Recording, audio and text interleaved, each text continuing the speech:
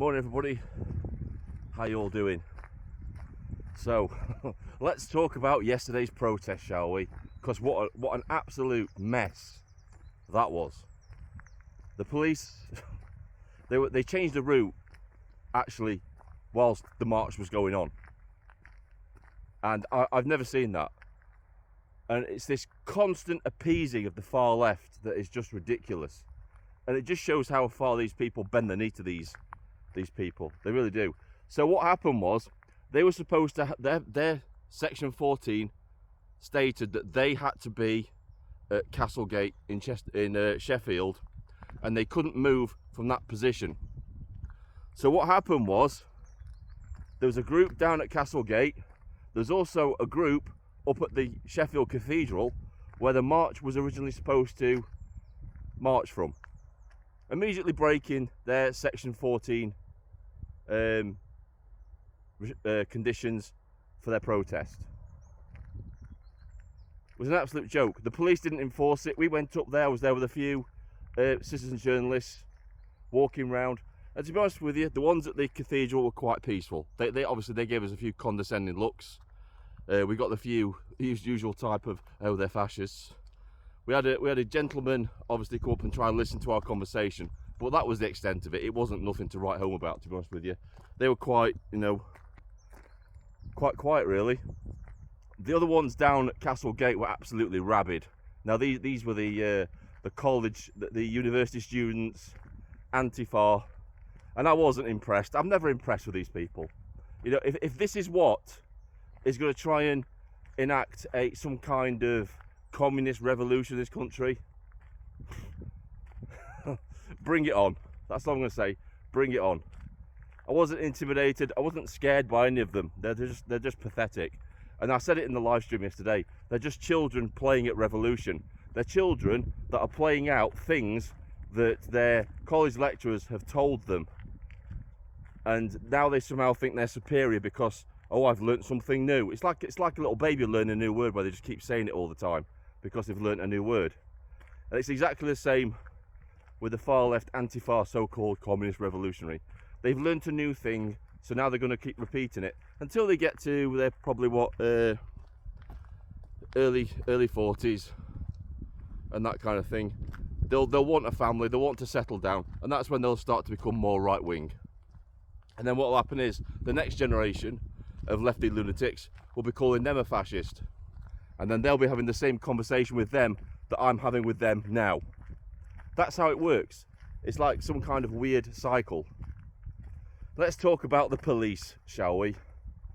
Now, I always go by a case-by-case basis. I'm not going to say every single police officer at that protest yesterday was absolutely shit, but I'm going to say this: the majority of them were.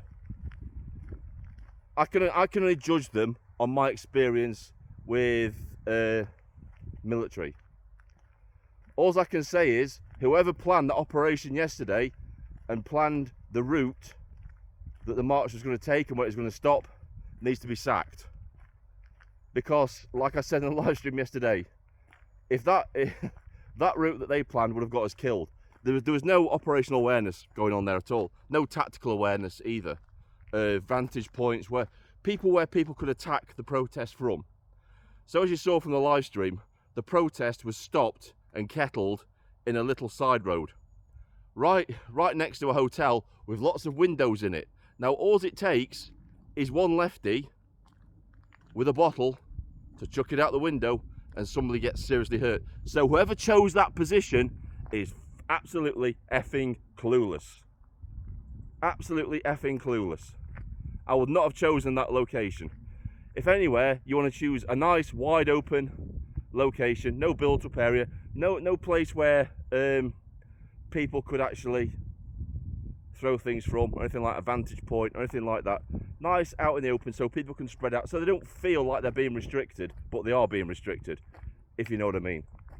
But that kettle was absolutely disgusting. There were women going up to the police officer and saying, I need to come out because I need the loo. Now, common sense to me would have said, right, we'll let you out one at a time, but you're not coming back in. That's what I would have said.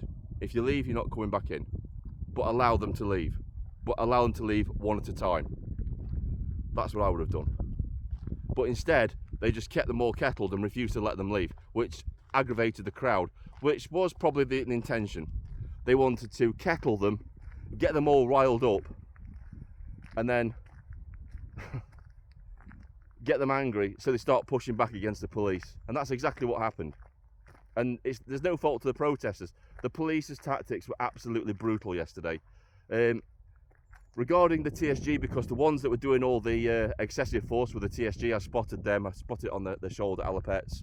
They were TSG, and in my opinion, they shouldn't be used as protest for public order, that kind of thing. Personally, they should only be there as backup. They should be sat in their vans while regular police do the public order. Then if violence breaks out on the radio, right lads, in you go.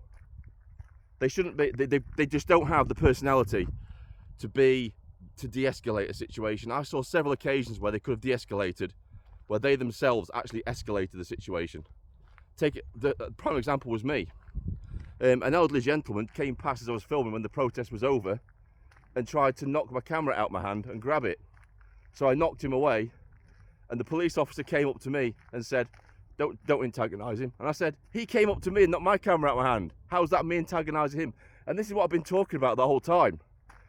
It's like it's not the perpetrator who gets held to account. It's the victim every time.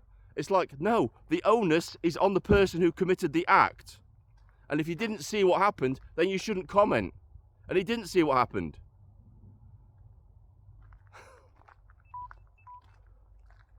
Absolute muppets. Absolute muppets. And obviously I saw Mystic Media. I've got a video on that. That'll probably coming out sometime this week. Obviously I'm editing at the minute, all the footage and stuff, so yeah. The policing yesterday was shocking. The lefties were usual. They were the usual rhetoric and that kind of thing. I did notice, and you saw it in the live stream. I keep saying this. You saw it in the live stream. You saw me tell the police officers, the police officer on the march, saying she's heading towards the march, and it's that one that's all masked up with the cap on and the Palestine flag. She went round the corner and she tried to attack the crowd, and it was just ridiculous. It's like, I told you this was going to happen, but you didn't do anything. They're not preemptive. They're not preemptive at all. If that had been a patriot walking up to a pro-Palestine march, they would have been arrested, and the usual excuse would have come out saying, oh, you might cause a potential breach of the peace. If you don't move on, we're going to arrest you. Now, an officer did say that to the guy with the sign, but it wasn't said often enough yesterday. And why in the hell did the police allow the lefties to gather in a massive crowd at the outside where the kettle was, to rile the crowd up? Why was that allowed to happen? I think that was deliberate. I think that was deliberate to rile up the people that were being kettled as well, to get them angry. I did hear reports, I didn't see it myself, I did hear reports that bottles were being thrown over into the kettle and nothing was done. Now, from the policing yesterday, I can well and truly believe that happened, because it was shocking. It was all two-tier, very, very two-tier policing. You're going to see a video later this afternoon where I dressed down a sergeant. I think he's been in a video before on somebody else's channel. He was absolutely useless. But I'll go into more detail on that later. It was the way he was talking to young Bob. Young Bob was trying to explain to him why, or trying to ask him questions as to why they'd allowed certain things to happen, because he didn't understand and he wanted those clarifying. And all this police officer could say, all this sergeant could say was, whatever, bye, in a really condescending, sarcastic way. So I dressed him down and I told him it was a disgrace to the uniform. And he tottled off and he just started laughing with his TSG mates. Which, I think it just confirms that the police force, whatever government gets into power, if it's a right-wing government, you need to totally purge the police force of these absolute idiots. You do, because they shouldn't be in the uniform. He shouldn't be in the uniform. Not a chance should that guy be in the uniform. He doesn't have the personality for it. He doesn't have the social skills to deal with the public. Not at all. You're supposed to de-escalate.